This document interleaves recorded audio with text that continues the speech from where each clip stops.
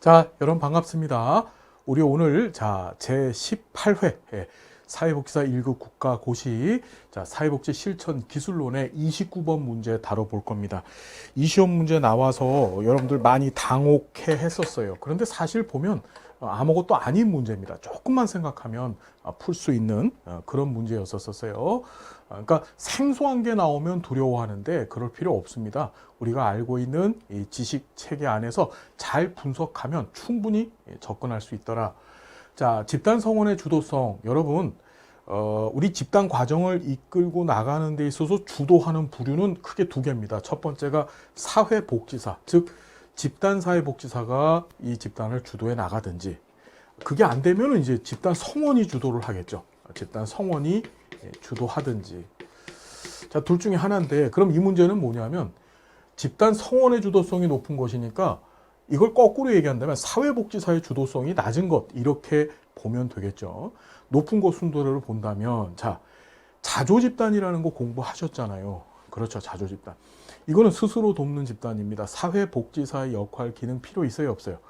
그러니까 사회복지사는 일종의 자문과 역할만 하지, 실제로 집단 과정을 끌고 가는 것은 집단 성원들이 끌고 간다 그랬죠. 이 자조집단은 주도성이 가장 높은 집단입니다. 어떤 경우라도 주도성이 가장 높은 집단이고, 또 한 가지 여기를 가만히 보면 치료집단이 등장하게 되는데, 이 치료집단 같은 경우에는 여러분, 이건 뭐죠? 어떤 역기능적인, 굉장히 심각한 수준의 역기능적인 문제를 가지고 있는 분들이에요. 그래서 사회복지사가 이 집단을 이끌고 갈 때 사회복지사는 아주 고도의 전문가, 예를 들어 알코올 중독자들이 있다고 한다면 이 알코올 중독자들을 말 그대로 치료할 수 있는 강력한 능력을 갖고 있는 그런 사회복지사, 전문성을 갖고 있는 사회복지사라 되거든요.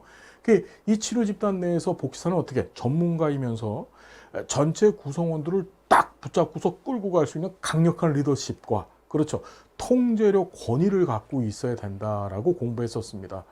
그러니까 가장 주도성이 강한 거는 뭐죠? 치료 집단이 주도성이 강한 집단에 해당돼요. 사실 이것만 놓고 봐도 그냥 1번이 되는 건데, 이 안에서 보시면 성장 집단하고 교육 집단이 있거든요, 여러분. 자, 그러면 성장 집단하고 교육 집단은, 여러분, 성장 집단이라는 건 내면의 성장을 얘기했었고, 구조화될수록 이 집단이 유리하다라고 공부했었고, 또 교육 집단이라고 하는 것은 모양이 어떻게 생겼었어요? 가르치는 사람 있고, 이게 사회복지사죠. 위에서 보는 겁니다, 지금 그림이. 그럼 이 사람들이, 이 집단 성원들은 이렇게 앉아갖고 이 가르치는 사회복지사가 가르쳐 주는 것을, 교육시키는 그런 기술이나 정보를 그냥 받아들이는 거죠. 얘도 어떻게 돼요? 굉장히 사회복지사 주도적으로 갑니다. 다만 뭐보다는 덜하다, 치료 집단보다는 덜한 거죠. 그러다 보니까 이제 정답은 1번이 되는 거예요. 그러니까 머릿속으로 상상해보고 또 한 가지, 이 각 집단별로 어떤 특성을 갖고 있는지만 정확히 안다면, 그 집단이 무엇을 의미하는지만 안다면 충분히 접근해 볼 수 있는 그런 수준의 문제였었습니다. 여러분, 공부하는 게 어렵죠? 하지만 우리 해낼 수 있습니다. 해보시자고요. 함께해서 고맙고요. 다음 시간 또 행복한 모습을 만나 뵙겠습니다. 감사합니다.